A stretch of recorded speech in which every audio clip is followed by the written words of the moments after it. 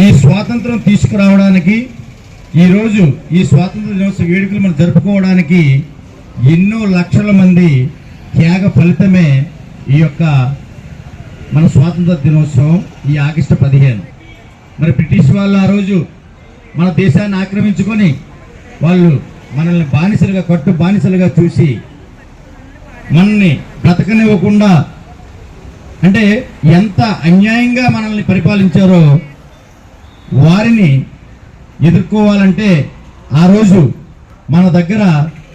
భారతదేశం ఒక యూనిటీ అనే ఒక నినాదం తప్ప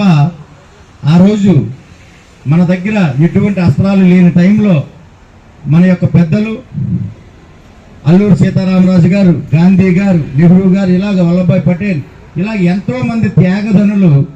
వాళ్ళు గుండెను చూపించి వాళ్ళు